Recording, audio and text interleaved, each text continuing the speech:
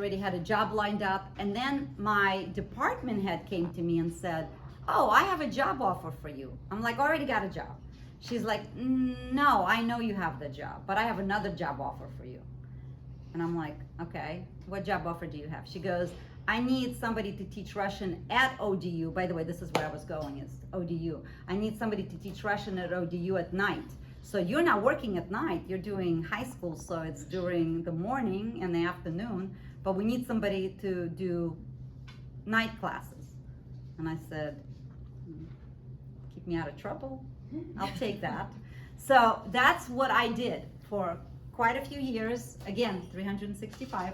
I taught Russian, and then I taught at high school, and I taught Russian at ODU at night. I'm not going to tell you the story how that stopped, because that's irrelevant to you guys. But what I will tell you is I had to move from here to Northern Virginia, and I had to run a business that I only stepped foot in long enough to take my mother out to lunch. And then I was in the middle of, this is yours now, run it. And I was like, I'm a teacher. I don't know how to run a business. So my way of dealing with any problem, if I don't know how and what to do, is to go back to school. So back to school I went for a business, to learn how to run a business. I did not realize it, but I had a knack for it. And not only did I have a knack for it, but because I had a knack for it and I had to be thrown into it, I loved it. So I ended up running a dry cleaning store. Very exciting, because I don't know if you heard earlier, but I like everything green. I teach green design. I very much live green. Melody knows how seriously green I live. You guys will not know the details, but some you will, but not most.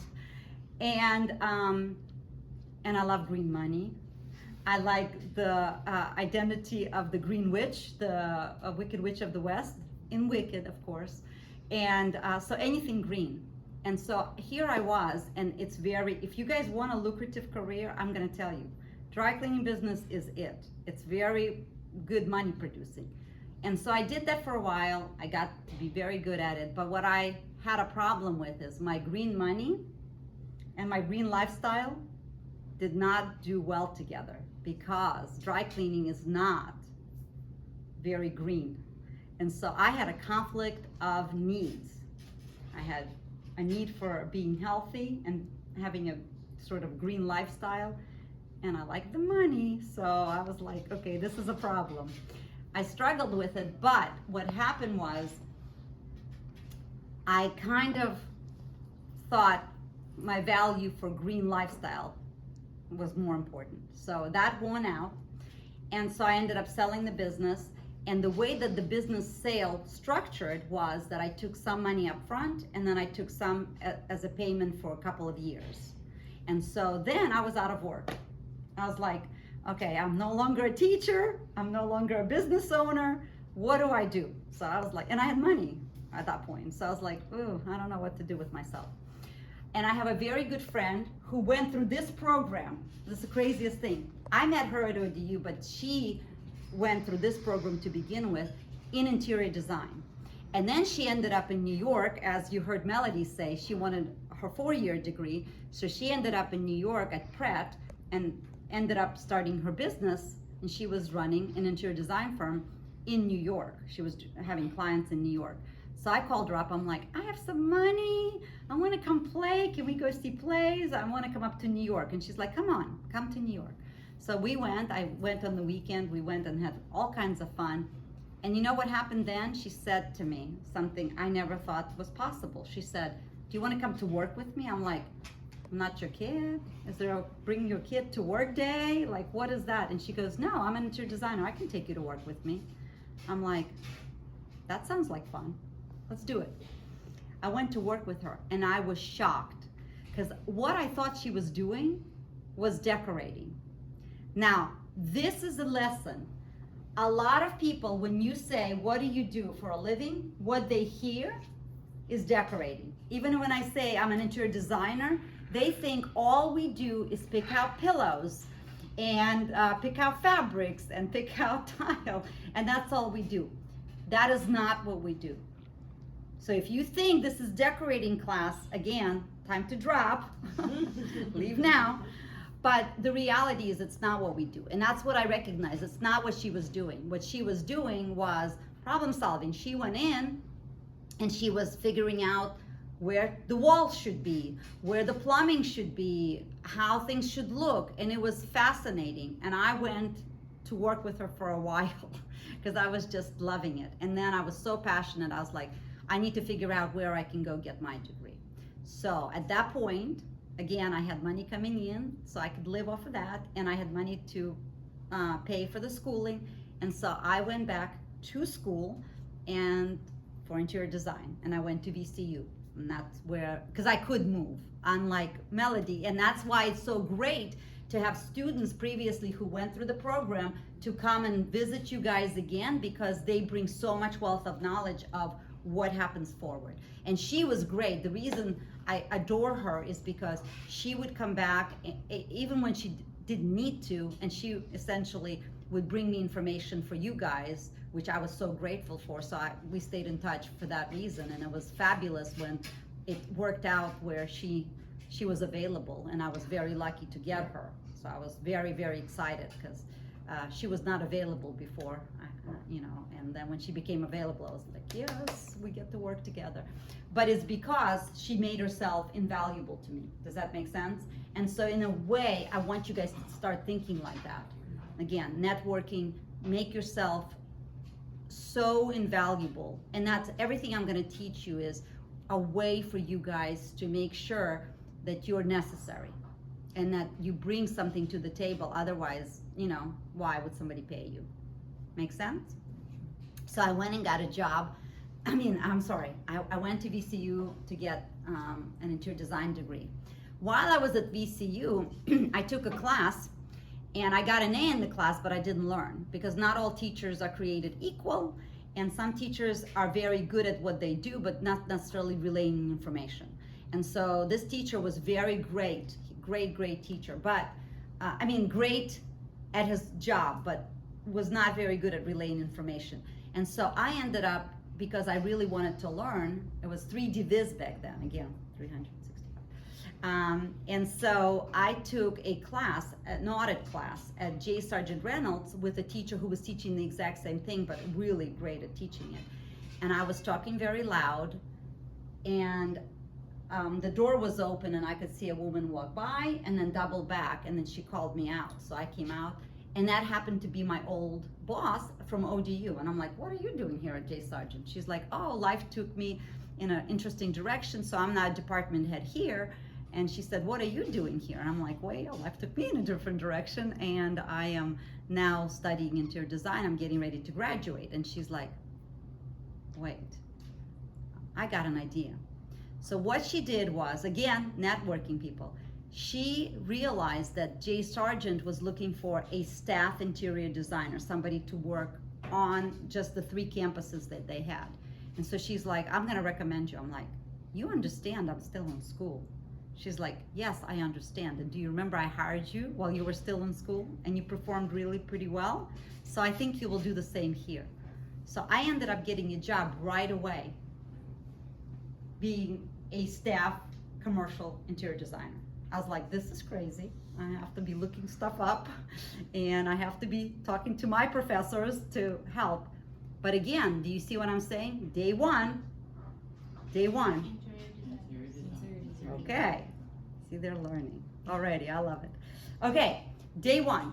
And then this is the other story. And this is the other book I recommend. I'll go through it. And so you can write it down, or you can read the whole book. But you don't have to read the book. That's not homework, but I'm going to go through it. So the other thing that happened, and I'll get to the book in a second. The other thing that happened is I was in class just like you guys, right, at VCU. And the person who sat next to me was a little bit older than I. And I network because I talk to everybody. So I talked to her, she talked to me. And I think when you came in, you introduced yourself to her, correct? I thought that's great. That was very good because that's what I did. I introduced myself to her. We became friends. Now she was a little older. Her husband had a very, very lucrative lawyer job. And so they had access to all these very wealthy people. Now she was an introvert, extreme introvert. And so she did not do very well at presenting or soliciting work. I, on the other hand, am not shy. And so she said, listen, all these people keep asking me to work for them. I don't know how to charge. I don't know how to do any of this. You know business. You are extroverting pretty well. Why don't we partner up? So while we were in school, we partnered up and we did residential clients, high-end clients together. And so she did the drafting, the drawing, because she was an artist, and she did not want to have anything to do with the clients and having meetings or presenting. I was happy to do that. I was happy to extrovert. She was happy to stay back and do the work. And I was happy for her to do the calls because, again, I'm not as organized or put together. So that's how I come to stand in front of, well, not quite yet, but this is how it ended up working out, is that I ended up doing residential and commercial at the same time. And I had 2 jobs. I was single, no children, no husband. It was great. So I could work and work 24/7, loved every minute of it. Then a few years go by, and the same boss that is a J Sargent now that was ODU, she called me and she goes, something is missing in your life. I said, nothing is missing in my life. I'm very happy. She goes, no, something is missing in your life. And I'm like, I promise you, nothing is missing. She goes, don't you miss teaching? And I said, I don't go teach Russian again. That's no fun. She goes, no. But don't you miss teaching? I said, maybe a little bit. She said, there's a job at TCC, and they're looking for an interior designer, an adjunct professor, just part-time. Why don't you drive and take a meeting? I'm like, we're in Richmond. TCC is an hour and a half away. Like, what are you talking about? She goes, no, go take a meeting. Just go see. I said, okay. See, people who know me know I can't resist taking on more work. I'm crazy. Anyway, I get in the car. This is before GPS. So my boyfriend at the time, who is now my husband, it was my GPS. So I drive. I go all the way to North Carolina because I missed my exit. I had to turn around, get back. I do the interview here, and they offered me the job on the spot right away. And I'm like, okay, but I don't know if I want the job. They're like, you're interviewing for the job you're not aware that you want. I'm like, well, I got kind of talked into it. They're like, well, if you want it, it's yours. And so I started driving in. I said, I give you 1 day. I'll only give you 1 day a week because I'm in Richmond. And so I would drive in, teach TCC, and drive back every week until other things happen again, not necessary for the storyline. And now I do live here in Chesapeake, and so it's now good. And I still only give them 1 day because as Melody just shockingly recognized, this is truly a paid hobby. Honestly, I make more money in one project than I do an entire year teaching. And I have to have 3 degrees to teach. And I have to have, well, for some projects I'm talking about, I didn't have to have any degrees. And so she was shocked because she saw my W-2 the other day when we were in the office, and it's true. Am I telling the truth? Mm. Yes. Mm. So what I will tell you is I am very clean. I've never drank in my entire life, even socially. I've never smoked. I live very healthy, extremely. Like I eat like nobody would even believe it. But I have one drug. It's very important to me. And if you deny me my drug, I will punish you very heavily with your grade. And here's my drug. My drug is you guys. You guys are my drug of choice. So back to the quick story of the book. So the friend that became my partner that sat next to me, and by the way, that story is there so that you guys exchange phone numbers. And if you're not here for a whole class, don't call me. I can't re-lecture 2 hours. Like people call me like, Miss S, what did you talk about? Seriously? No, call the other person in the class, and they are your best effort because they will have to retell it, which means they're learning and you get to hear it. So, and you might partner up later on in the future. So I would highly recommend you make friends with each other. And like Melody's class, they ended up gelling so well that they actually interact with each other, and you guys might have an opportunity that you can take and you can pass it on. So highly recommend networking that way as well. So back to the story of the friend that I ended up working with. At one point, she and I went out to lunch. We went out shopping and lunch about a week before her birthday. So we went out, we were out and about, and we stopped off at this little jewelry store. She tried on a bracelet and she's like, oh, it's so pretty, I like it so much, but it's so expensive and blah, blah, blah. We left, we went next door to go to lunch, and then during lunch I'm like, I gotta sneak out and get her that bracelet because her birthday's coming up. So I said, I gotta use the bathroom. Left, went to the store, bought the bracelet, they put it in a little box, but there's no time to wrap it. I put it in my purse, I came back, sat down for lunch, and I go, oh, happy birthday at the end of the meal. Now, here's what I want you to learn. When you are with clients, well, really with anybody, but specifically here, I'm talking about clients. When we are with clients, you don't look at your presentation. When you present something, you look at their faces. They're looking at the presentation. Your job is to look at their reaction. Do you all understand? You're wanting to see their reaction.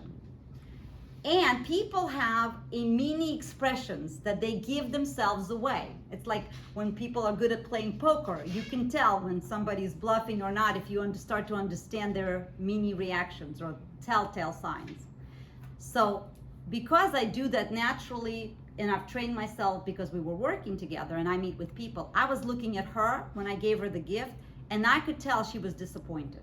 I could tell by her face, it was like something was wrong. I didn't know what was wrong because I thought for sure she liked the bracelet, for sure it's not inexpensive, and we're having lunch. Of course she's gonna love it, but I could tell something went wrong. So I said to her, I said, tell me what's going on. Now, she's very Southern and I'm very Russian, right? So I'm very direct and I would have no problems telling you how I feel. You'll hear me tell you how I feel. No problems whatsoever. But she was Southern, so she's like, oh no, I love it. No, you don't. I could tell something went wrong. And so she was sitting back, and then she had to assess if she could be honest with me. So she kind of looked at me and assessed, and then she leaned in and she said, yeah, I'm not happy. I'm like, explain. She goes, well, do you really want to know? I said, yes, I want to know. Explain. She goes, look, it's not on my actual birthday. You didn't go shopping on your own to find it. It was an opportunity buy.